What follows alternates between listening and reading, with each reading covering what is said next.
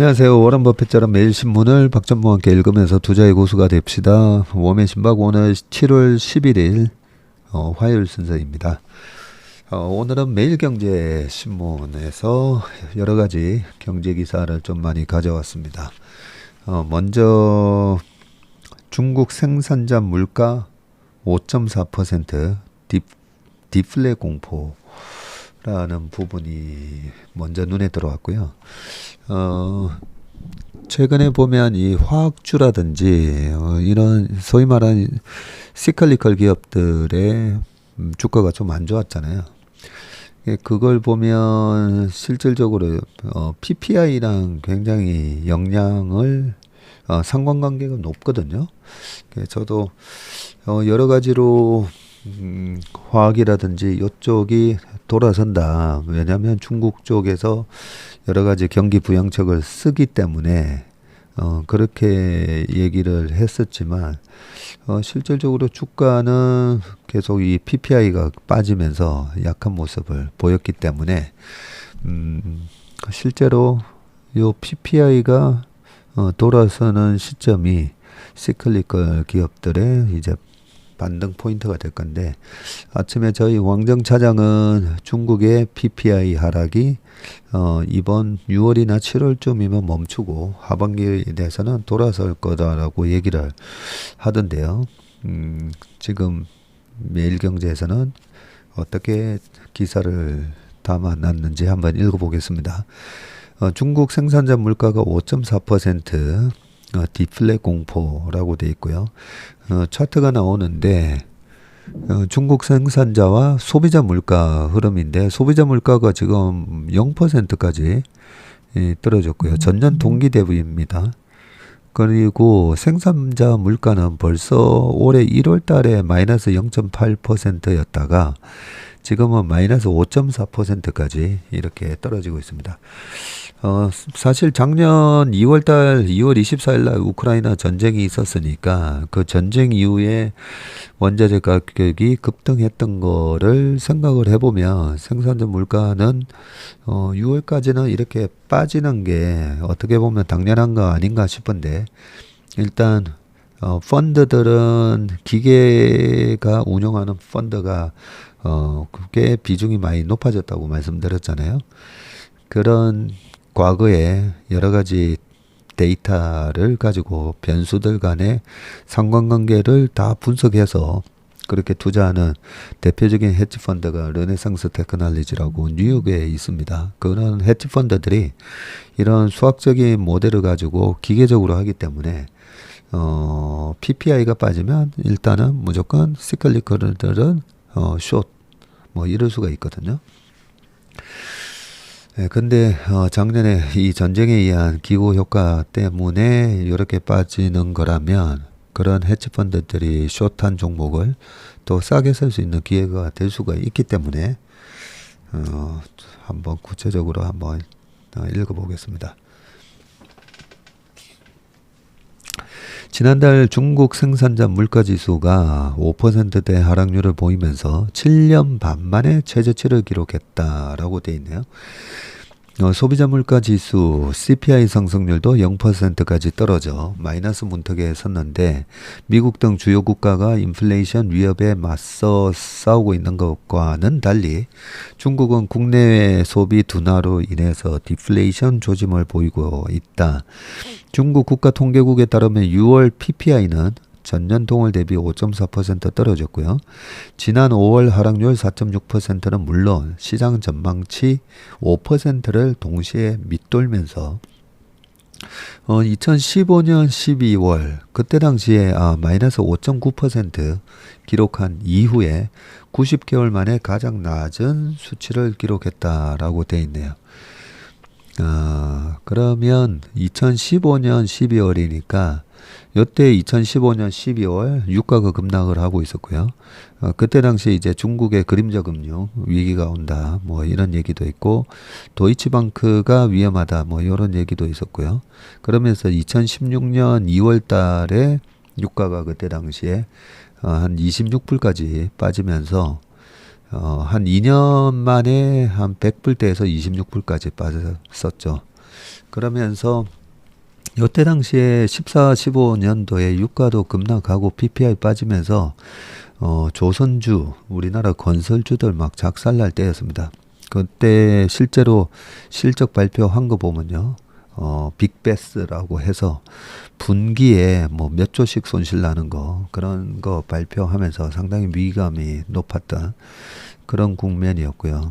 그런데 하필이면 2015년 12월 달에 또 페드가 첫 금리 인상을 합니다.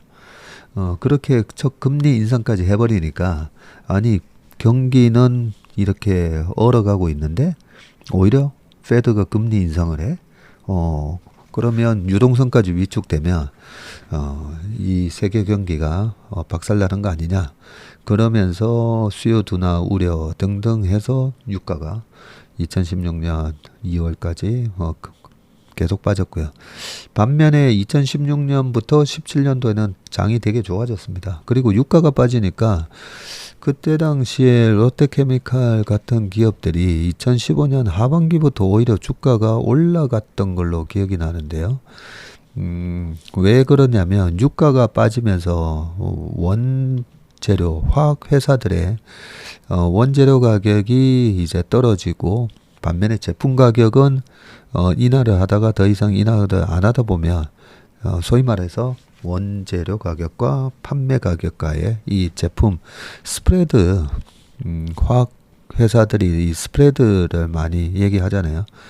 그 제품 이 스프레드가 좋아지면서 주가가 그때 15년 하반기부터 16년 내내 좋았던 걸로 기억이 나니까 기억이 납니다.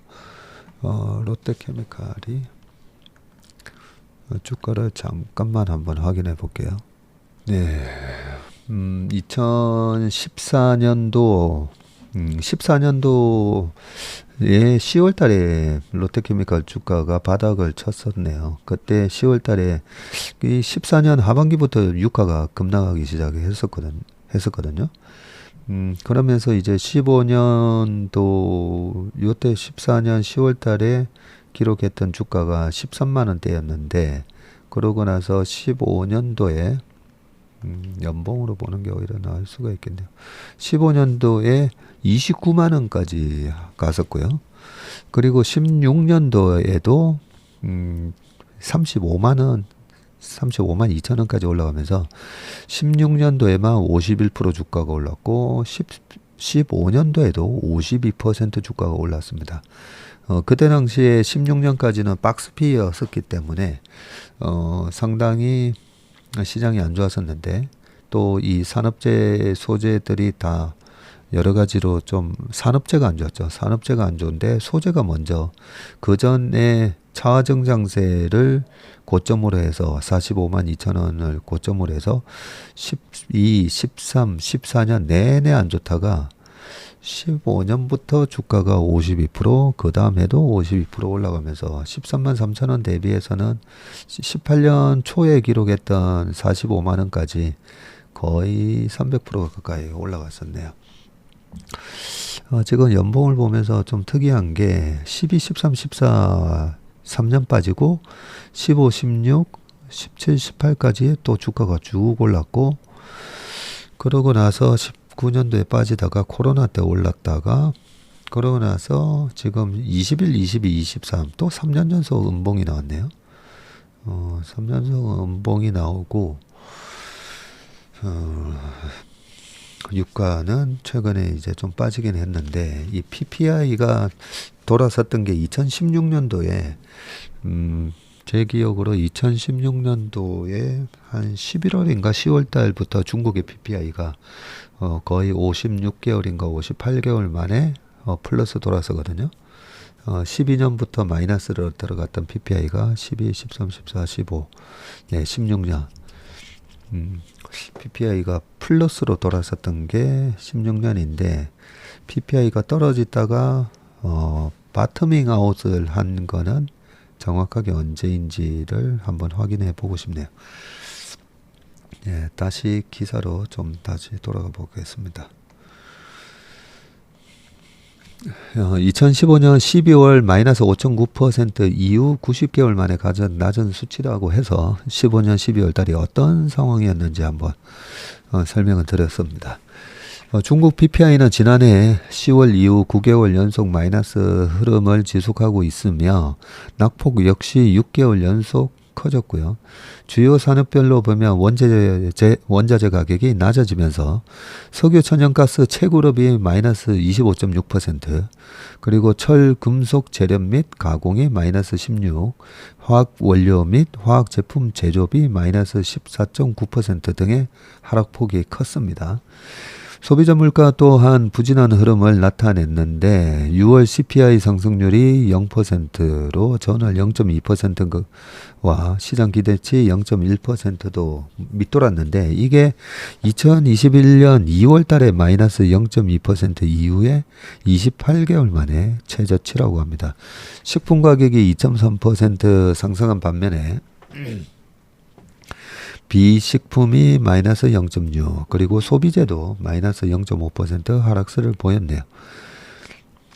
PPI와 CPI가 전년 동기 대비 마이너스 성장을 하거나 변화가 없다는 것은 리오프닝 이후에도 중국의 경기 회복이 더디다는 점을 방증한 것이라는 해석이 나옵니다. 가격 하락 전망에 지출도 미뤄 중국 디플레 악순환이 가속 우려가 되고 있고요. 사실 작년에 11월 달에 있었던 중국 공산당 전당대회에서 시진핑을 3연임을 하는 걸 만장일치로 결정을 하기 전까지 지나친 방역 조치가 있었다고 말씀드렸잖아요. 그죠? 그렇기 때문에 올해는 아무래도 좀 풀어주면서 중국 요커들이 많이 해외로도 나오고는 있는데 중국 내수가 영 부진한가 봅니다. 가격 하락 전망에 지출 미뤄. 중국 국내외 수요 부진이 계속 이어지면서 향후 PPI와 CPI가 크게 반등하기 힘들다는 분석이 지배적인데요. 선진국 경기 악화로 중국 수출 지표가 여전히 부진한 데다 중국 내수 역시 좀처럼 제로 코로나 정책 이전으로 회복되지 못하고 있기 때문이다. PPI란 공장에서 도매상에게 부과하는 도매 물가를 의미한다. 생산자 물가 지수가 낮아지면 향후 시차를 두고 소비자 물가에도 영향을 미치고 PPI가 CPI에 선행지표 성격을 지니고 있다고 평가받는 이유다. 예, 요 마지막 세 줄은 이런 여러 가지 증권이나 은행, 금융권에서 보는 시험에 아주 많이 나오는 내용입니다. PPI가 9개월 연속 마이너스 흐름을 지속하고 있는 만큼 6월에 0%를 기록한 PPI 상승률도 조만간 마이너스로 떨어질 가능성이 높아 보이고 소비자 물가를 끌어내린 주요 요인은 돼지고기 가격이었다고 합니다. 중국인 식단의 필수적인 돼지고기 가격은 지난 6월 전년 동월 대비 7.2% 떨어졌는데 이는 5월 3.2%보다 감소폭이 더 크고요. 생산자 물가 감소는 국제 원자재 가격의 장기적 하락이 촉진한 것으로 나타났다. 블룸버그는 중국 생산자들은 낮은 상품 가격과 약한 수요와 싸우고 있다. 소비자와 기업은 가격이 더 낮아질 것이라고 전망해 지출이나 투자를 계속 억제한다면 물가 하락의 소용돌이가 더욱 커질 수 있다고 분석을 했고요. 이처럼 디플레이션에 대한 우려가 높아지면서 중국 정부의 대응책에 관심이 모이고 있다. 리오프닝 이후 더블딥 우려까지 제기되는 등 중국 경제 회복이 크게 더딘 상황에서 중국 당국이 대규모 부양책을 꺼내들 것이라는 관측이 나온 것도 이런 연장선상에 있고요. 리창 중국 국무원 총리도 지난달 텐진에서 열린 하게 다보스 포럼에 참석해 외부 및 국내 수요가 약세를 보이면서 공장 생산이 둔화하고 있는 상황에 맞춰 중국은 내수 확대와 시장 개방을 위한 효과적인 정책을 펼칠 것이라고 말을 했네요. 월스트리트저널은 중국 내부 소식통을 인용해서 중국의 특별국채 발행을 통해서 180조 원을 조달하고 이를 인프라 등 경기 활성화 대책에 투입할 것이라고 보도하기도 했네요. 하지만 아직까지 중국 당국은 대규모 경기 부양책을 발표하지 않고 있고요. 지난달 사실상 기준금리 역할을 하는 대출 우대금리 LPR이라고 하죠. 이 대출 우대금리를 10개월 만에 전격적으로 인하한 이후 별다른 대책을 내놓지 않고 있는 것이다. 일각에서는 중국의 고질적 병폐로 꼽히는 부채 문제로 경기 부양책 카드를 꺼내기 힘든 상황이라는 관측을 내놓고 있는데요. 국내 총생산 GDP 대비 부채 비율이 지난해 역대 최고치를 기록을 했고요. 지방 정부들과 부동산 개발업자들이 부채 상환에 어려움을 겪고 있는 상황에서 중국 은행 시스템의 건전성까지 위협받고 있기 때문이라는 설명입니다. 이 때문에 중국이 디플레이션을 막기 위한 파격적인 부양책을 쉽게 제시하긴 힘들어 보인다고 하고, 블룸버그는 부채에 대한 우려로 디플레이션 위협을 막기 위한 정책 범위가 더욱 제한적일 수밖에 없을 것이라고 전망을 했네요. IMF 부총재를 지낸 주민 중국 국제경제교류센터 부이사장은 최근 중국 경제 회복이 지체되는 가운데 대규모 부양책이 나올 것이라는 기대가 많지만 중국 당국은 구조적 문제 해결을 목표로 할 가능성이 크다고 했습니다. 지난달 중국은행이 시행한 통화 완화 정책 역시 범위가 제한적이었다는 평가입니다. 네, 그 다음 또 기사로 가보겠습니다. 방금 기사는 한편으로는 중국이 대규모 부양책을 많이 쓰고 있는데도 불구하고 PPI도 떨어지고 CPI도 떨어지면 문제가 있는데, 지금 내용을 보면 지준율 같은 아까 대출 금리 인하를 한 거 말고는 별로 한 게 없네요. 예, 그러면 아직까지 어떻게 보면 카드가 많이 남아 있다고도 볼 수 있을 것 같습니다. 두 번째는 5일새 1억 명 트위터 대항마 트레드 가입 돌풍이라고 돼 있는데, 어제도 이 기사를 좀 읽어드리려고 했는데 못 읽었었는데요. 한번 읽어보겠습니다. 왜냐면 이게 테슬라 주가에도 영향을 좀 줄 수가 있거든요. 아침에 채플미에서는 제가 좀 여민하면서 얘기를 했었네요. 예. 페이스북과 인스타그램 등을 운영하는 메타 플랫폼에서 내놓은 SNS 스레드가 이게 TH입니까? TR입니까? 어디서는 TH고 또 어떤 자리에는 TR로 나와가지고 TH가 맞겠죠? 네. 그래서 스레드라고 이렇게 적어 놓으신 것 같습니다. 일주일도 안 돼 가입자가 1억 명을 돌파했는데, 온라인 매체 서치 엔진 저널도 인스타그램 정보를 바탕으로 스레드가 계정 보유자가 1억 명을 돌파했다고 전했고요.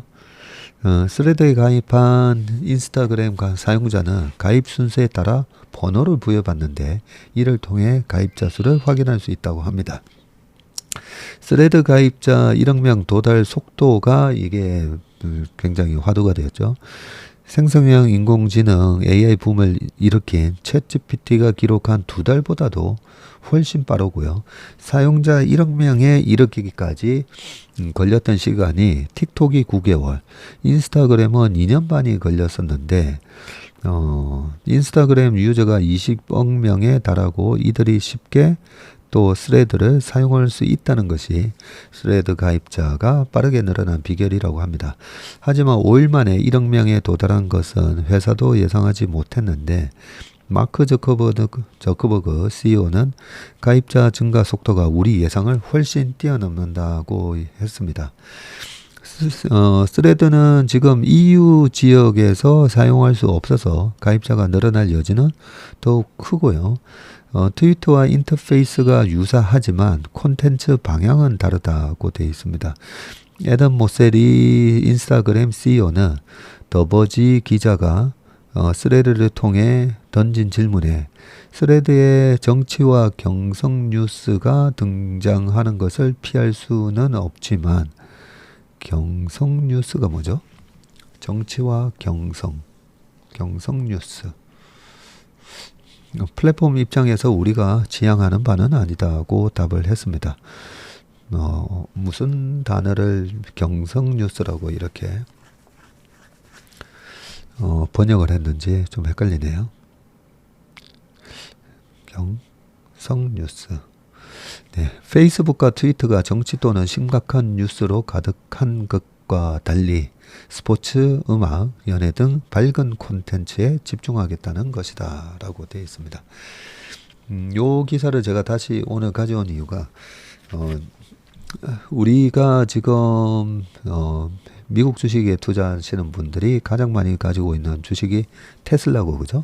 테슬라가 이번에 101불까지 빠졌을 때 저희 채플미 시간에 테슬라의 실적 발표나 이런 거를 분석을 해드리면서 여기서 뭐 80불 갈 거를 대비해서 뭐 팔았다가 산다든지 다른 채널에서 뭐 일단 나는 다 손절했다 뭐 이런 얘기들이 범람할 때 저희가 딱 분석을 해보고 그냥 6개월 동안 묻어놓고 6개월 뒤에 보시면 오히려 더 나을 것 같다 라고 말씀드렸는데, 그때 101불이 지금 270불까지 올라왔지 않습니까? 그죠? 그런데 항상 우리가 주식을 판단할 때는 이 밸류에이션을 해야 됩니다. 그래서 테슬라가 101불 갔을 때 PER 21배, 말도 안 되는 거죠. 예, 그동안에 앞으로 작년에 130만 대에서 올해 180만 대, 그게 180만 대가 지금은 200만 대, 뭐 이런 얘기를 하고 있기 때문에 실제로 가격 인하에 대한 여러 가지 우려감이 있었지만 올해는 EPS 증가율이 한 5%밖에 증가를 하지 않더라도 우리가 테슬라를 좋게 보셨던 분들은 다 이 구독 서비스까지 보시는 거잖아요. 그러면 아무래도 많이 팔리면 많이 팔릴수록 나중에 이 구독 서비스로 들어오는 수익이 늘어나는 부분으로 보면 어떻게 보면 유저 확보하는 거나 마찬가지지 않습니까? 그죠? 유저 확보를 하기 위해서 처음에 마케팅비를 좀 쓰는 그런 개념으로 볼 수가 있는데, 그런 차원에서 너무 싸게 거래해서 그때 했었고요. 지금은 또 어떻습니까? 지금은 PR이 거의 뭐 60배 넘었잖아요. 그죠? 그런 상황이면 또 비싼 영역에 와 있습니다. 자, 그런 영역에 와 있는데, 최근에 뭐 충전기도 그렇고 여러 가지 또 좋은 얘기, 주가 올라가면 또 막 좋은 얘기들을 막 많이 하게 됩니다. 그런데 작년에 그러면 왜 올해 초까지 이 101불까지 왜 빠졌냐는 거죠. 제가 봤을 때는 170불에서 101불까지 추가적으로 빠지는데 아주 큰 역할을 했던 게 일론 머스크가 트위터를 인수하기 위한 자금 마련을 위해서 작년 12월 달이었나요? 작년 4Q에 아무튼 주식을 많이 팔았지 않습니까? 테슬라 주식을. 그게 원인이 저는 아주 크다고 봅니다. 왜냐하면 수급은 모든 재료에 우선하니까요. 자, 그런데 지금 저커버그랑 앨런 머스크랑 뭐 한판 든다 뭐 이러고 있는데, 그게 중요한 게 아니라 앨런 머스크가 그렇게 테슬라 주식까지 팔아가지고 인수한 트위터가 지금 아주 큰 위협에 빠진 거잖아요. 이 스레드 때문에 실제로 앨런 머스크가 트위터를 인수하자마자 인원 한 70% 이상을 잘라버렸잖아요. 그 인력들이 또 여기 스레드 가가지고 거의 뭐 비슷한 서비스를 지금 만들어내고 있고, 그런 이런저런 걸 따져보면 인스타그램에 이용자가 20명이나 되고, 지금 뭐 한 달 만에 1억 명 가입하고, 이런 걸 보면 저는 트위터가 또 상당히 힘들어지겠구나. 그러면 그 트위터를 인수한 앨런 머스크 입장에서는 또 골치가 아프게 된 거죠. 이런저런 부분이 이게 상당한 또 하나의 잠재 리스크라는 거죠. 잠재 리스크. 그런 부분을 이 부분을 보면서 작년 11월 달에 챗GPT 나오고 마이크로소프트 주가가 올해도 상당히 좋았었잖아요. 그와 비슷한 효과가 이번에 스레드 발표를 통해서 메타도 최소한 올 연말까지는 주가가 강할 거다라고는 생각을 하는데요. 항상 중요한 게 이 밸류에이션을 해야 되고요. 이 밸류에이션에서 지금 한번 보겠습니다. 메타는 커뮤니케이션에 들어가니까 그죠? 294불 기준으로 PR이 여전히 20배밖에 안 되네요. 저번에 이 11배 뭐까지 떨어졌을 때, 야, 페이스북을 이 PER 11배에 살 수 있는 거는 정말 행운이다. 뭐 이런 생각을 좀 했었는데요. 지금 이제 20배까지 올라왔고요. 테슬라는 지금 64배입니다. 270불 기준으로 64배 이렇게 하고 있습니다. 공격적 투자 나선 LG 엔솔, 테슬라는 맑음, GM은 흐림. 여기서도 이제 또 테슬라 얘기가 간접적으로 나오네요.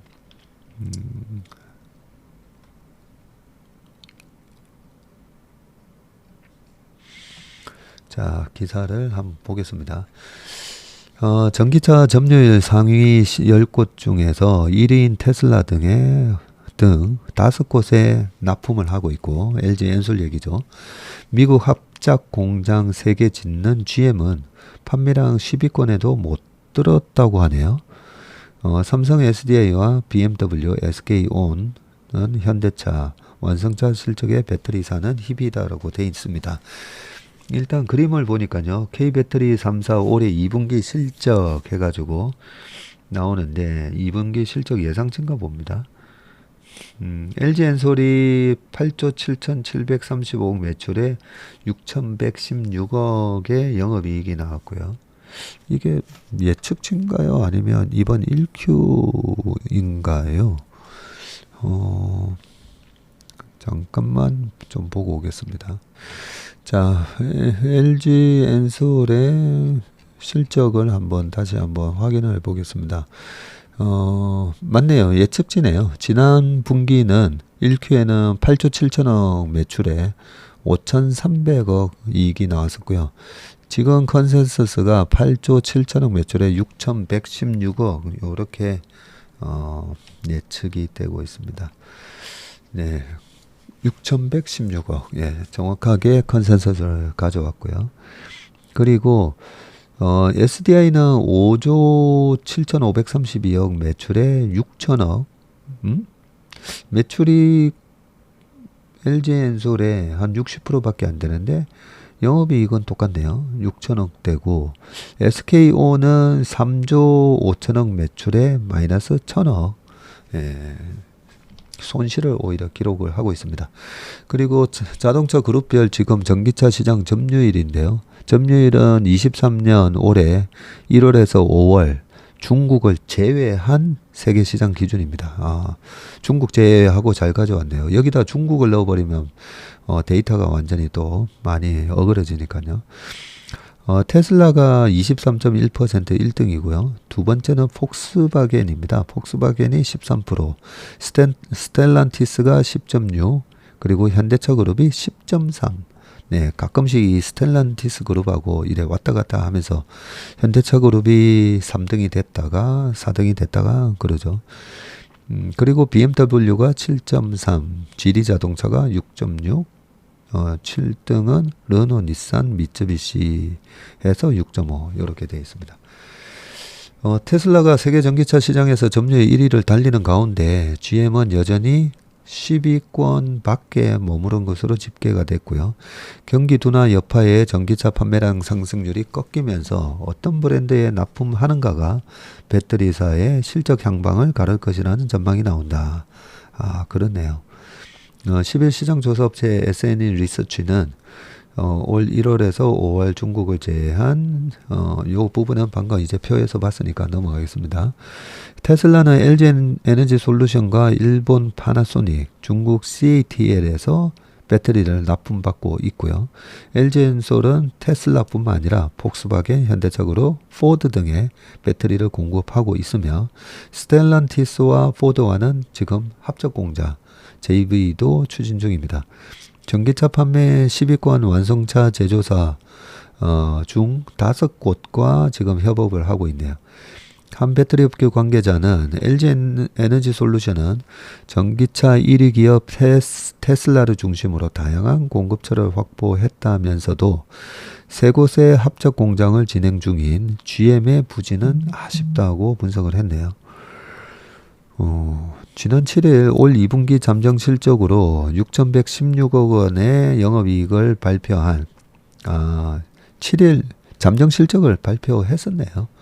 네, 6,116억 원의 영업이익을 발표한 LG엔솔이 기대보다 낮은 성적표를 받았던 이유로는 GM과의 합작공장 얼티엄 셀즈의 부진이 거론되고 있다고 합니다.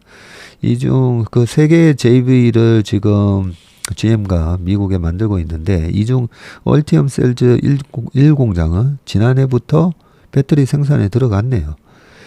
조철이 한국투자증권 연구원은 얼티엄 셀즈의 전기차 배터리 판매량이 2분기 들어 부진했고요.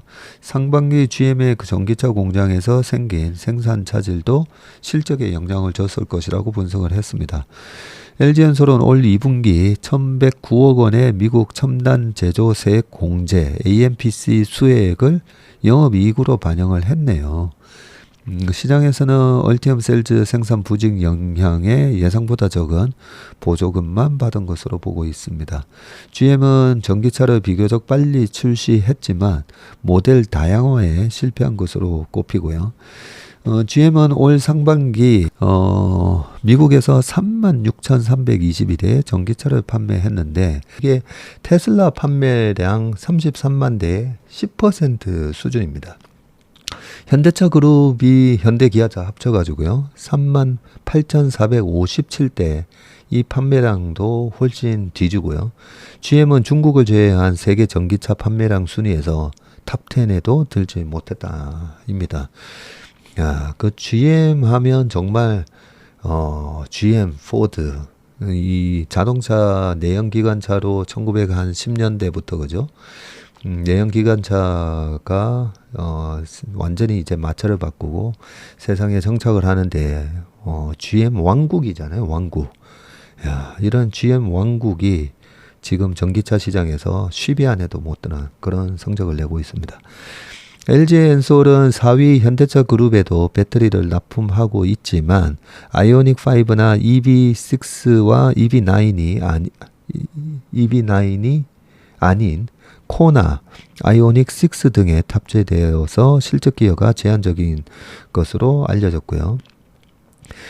SNL 리서치는 1월에서 5월 전기차 판매량을 204만 5천 대로 집계를 했는데, 올해 5월까지만 해도 벌써 200만 대가 넘게 팔렸네요. 전년 동기 대비해서 37% 증가하는데 그쳤다. 많이 팔린 것 같은데 37% 증가하는데 그쳤다. 전기차 판매가 줄어든 원인으로는 세계 경기 둔화가 꼽히고, 미국과 한국, 유럽연합을 비롯한 주요국의 금리 인상 기조에 경기 둔화가 겹친 탓에 전기차 판매량도 증가율이 줄어드는 상황이다.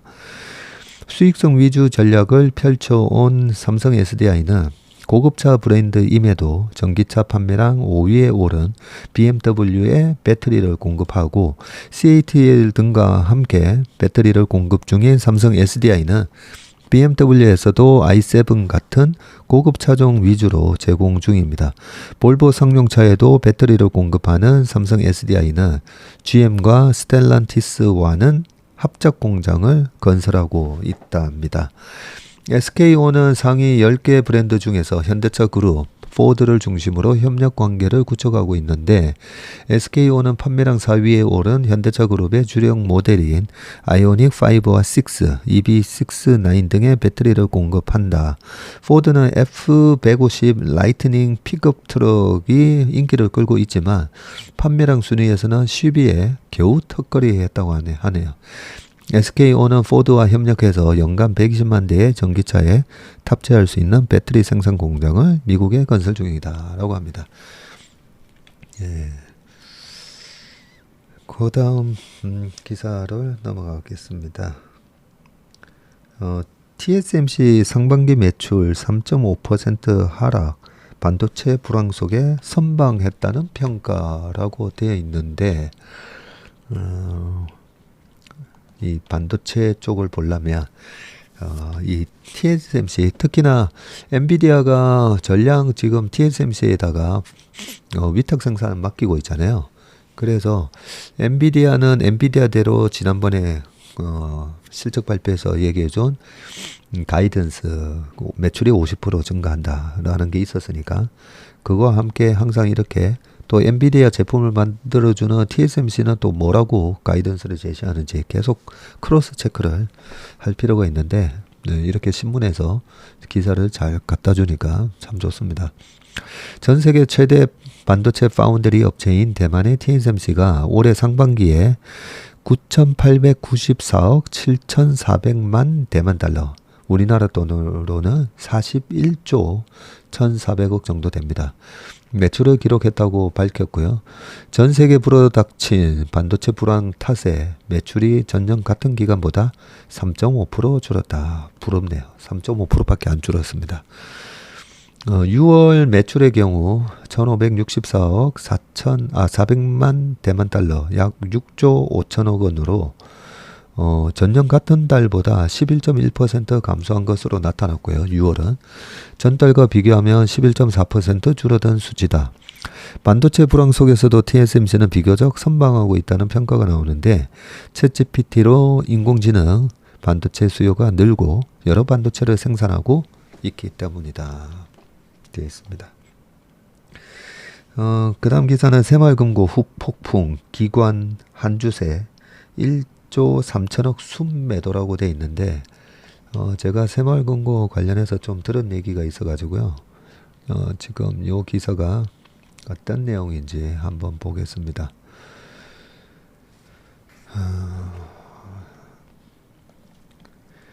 기관 투자자들이 지난주 코스피에서 올해 들어 두 번째로 많은 매도 물량을 쏟아낸 것으로 나타났다. 지난주 시장이 좀 싸했죠. 부실 우려가 제기된 새마을금고 관련 불안감이 기관 매도를 부추긴 것이란 분석이 나오는데 다만 이번 사태가 증시에 미치는 영향은 제한적일 것이라는 시각이 우세하다. 7월 3일에서 7일 기관 투자가들은 유가증권 시장에서 1조 3,281억 원어치를 순매도했는데요. 이는 2월 첫째 주에 기록한 1조 한 8천억 원 이후 올 들어서 두 번째로 큰 규모라고 합니다. 기관 투자자들이 단기간에 많은 물량을 팔아치우자 시장에서는 최근 불거진 새마을금고 부실 이슈가 매도 압력으로 작용했다는 분석도 제기됐는데 이재만 하나증권연구원은 코스피 26개 업종 중 21개 업종, 시가총액이 상대적으로 큰 반도체와 헬스케어, 은행 등을 중심으로 순매도를 기록했다면서 새마을금고 우려가 부각되면서 해당 금융기관 자금 회수와 관련한 인덱스 매도가 진행된 것으로 추정된다고 말을 했습니다. 새마을금고발 불안에 대해 더해서 중국 증시 하락 등이 복합적으로 작용해서 투자 심리를 악화시킨 것이라는 지적도 있는데 그것도 맞는 말이죠.